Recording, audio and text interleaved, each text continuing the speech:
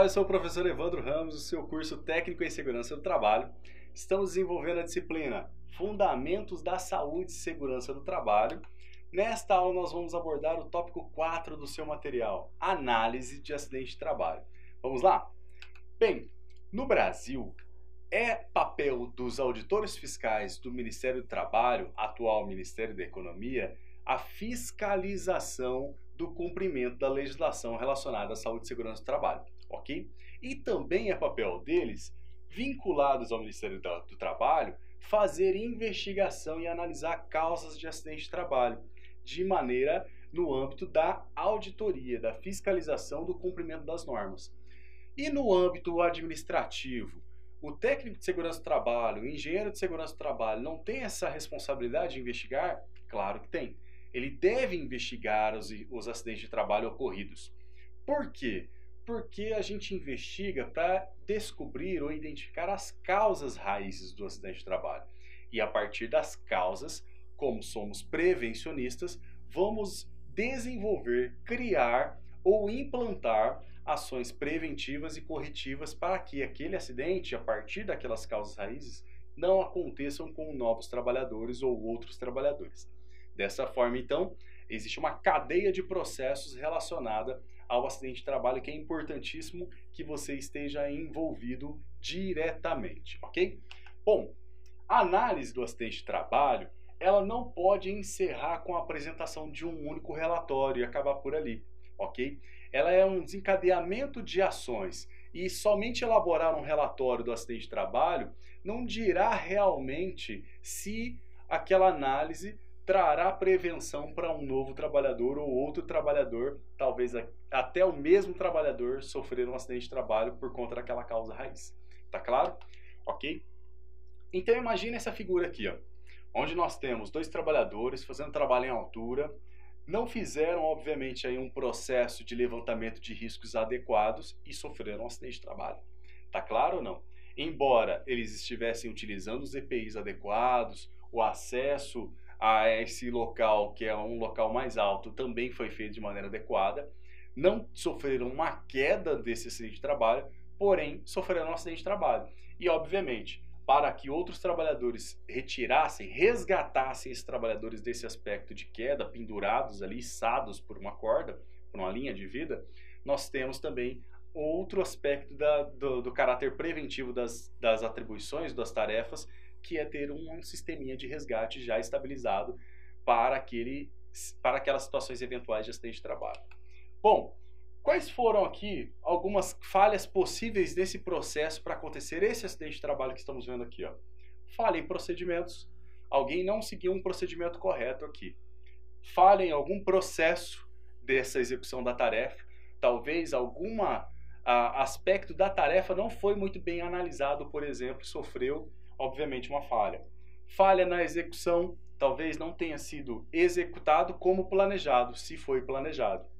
Falha no planejamento, talvez tenha sido uma falha no planejamento, não foi bem planejado, que quando cortou-se a parte lá dessa viga metálica, ela iria cair e bater no andaime onde essas pessoas estavam na sua plataforma ali elevatória. Entenderam a lógica? Nesse sentido, então, nós temos também que pode ter existido uma falha em uma avaliação preventiva. Professor, então a gente consegue descobrir a causa? Sim. Porém, olhando simplesmente a figura, não dá para prever a causa raiz exata. Nós teremos, então, vários aspectos que deverão ser investigados para aí sim, descobrir as causas raízes desses acidentes. Então, desse processo do acidente de trabalho, eu quero que você entenda que vamos partir sempre da falha, do que aconteceu, que é geralmente aí a consequência, o acidente de trabalho em si. Vamos identificar a lesão do trabalhador, porque aí teremos a caracterização, como você viu nas aulas anteriores, de acidente de trabalho. A partir dessa caracterização da falha, lesão do trabalhador, nós vamos partir para iniciar a investigação. Essa investigação, constatando o acidente de trabalho, vai desembocar, obviamente, com a abertura e emissão da comunicação de acidente de trabalho. Essa comunicação de acidente de trabalho, que poderíamos entender como um relatório do acidente de trabalho, certo? Ela não pode parar por aí, porque ela deve sofrer mais investigação para atuar de maneira preventiva e corretiva nas ações que ocasionaram essa falha. E, obviamente, deverão ser adotadas com essa investigação, complemento da investigação para a abertura da CAT, as ações ou medidas preventivas e corretivas para que não aconteça mais essa falha. E dessa forma, nós eliminamos todo o processo e analisamos toda uma cadeia de falhas. O acidente de trabalho, como exemplo, no site do ENIT nós temos vários relatórios de acidente de trabalho e nós vamos expor aqui um deles justamente para você compreender melhor. Nós temos, por exemplo, aqui acidentes de trabalhos investigados pelos próprios auditores fiscais com exposição à energia elétrica, numa empresa lá no Mato Grosso, em 2018, onde houve um acidente fatal com um trabalhador. Exposição também a fatores que dificultam a respiração, por exemplo, em 2019, lá no Rio Grande do Sul, que houve um engolfamento por grãos, acidente também fatal ao trabalhador. Professor, você pode divulgar? Sim, são dados públicos, a investigação são dados públicos. Não vão literalmente dizer quem são os trabalhadores, mas vão dizer alguns aspectos e eles estão disponíveis justamente para a gente trabalhar preventivamente nas ações que a gente desenvolve nas empresas onde trabalhamos. Então você pode acessar o site do enit.trabalho.gov.br e você terá acesso a essas investigações, relatórios de investigação, tá claro? A investigação de acidente de trabalho é importante que você use um método, ok? Esse método pode ser um pouquinho mais complexo, com várias ferramentas, mas ele pode ser um método mais simples, ok? Justamente para você chegar na causa raiz. O objetivo de utilizar um método é descobrir a causa raiz. Nós temos um método bem tranquilo de se executar, que é o método chamado de 5 porquês. Existe um diagrama, que é a espinha de peixe ou o diagrama de Chicao, que é um método um pouco mais complexo de usar. Ele demanda bastante informação e bastante aspectos de atenção e muita coleta de informação necessária, mas ele é uma ferramenta primordial e a gente pode até aliar as duas ferramentas aqui, os 5 porquês e o diagrama de Chicao, justamente para fazer a descoberta de causas raízes no acidente de trabalho, ok? O próprio Ministério do Trabalho deixa disponível também lá no site do ENIT um guia de análise de acidente de trabalho, que basicamente é um norteador justamente para você utilizar como uma prática para avaliar os acidentes de trabalho. Entenda o seguinte, qual é o foco então da análise do acidente de trabalho? Encontrar as causas raízes. Você vai investigar para descobrir a causa raiz. A culpa nunca é do trabalhador, ok? A culpa de um acidente de trabalho nunca é do trabalhador em si. Tá? Colocar a culpa, um relatório de investigação de acidente de trabalho que coloque como conclusão a culpa do trabalhador, esse relatório está mal feito. Concorda? Ok? Nesse sentido, então, o trabalhador ele nunca tem culpa sobre o acidente de trabalho. Algum aspecto no processo administrativo, no trabalho, na ferramenta, no manuseio, na execução, no planejamento, houve falha e, nesse caso, aconteceu um acidente de trabalho. Então, nunca houve uma falha relacionada ao aspecto pessoal.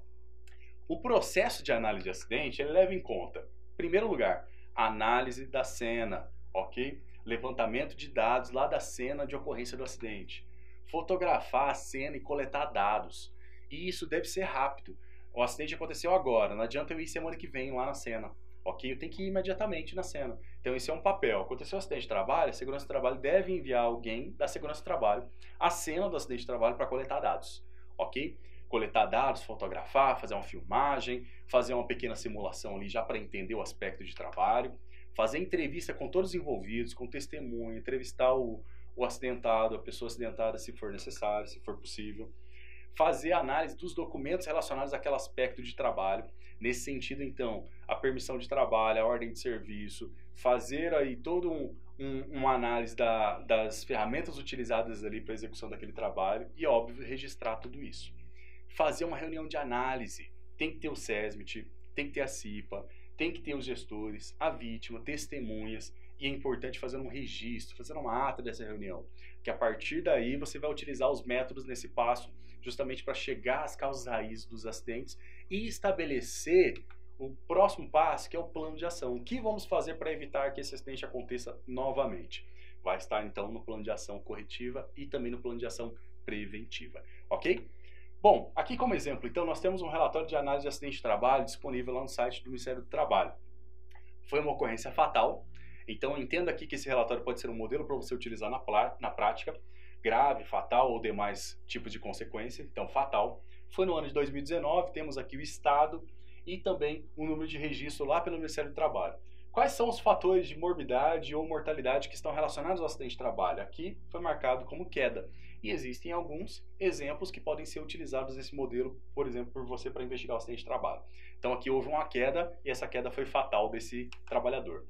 Os dados do empregador, nós temos aqui o dono da empresa, o nome da empresa, o número de empregados, as informações de endereço e tudo mais, lá em Cuiabá, no Mato Grosso.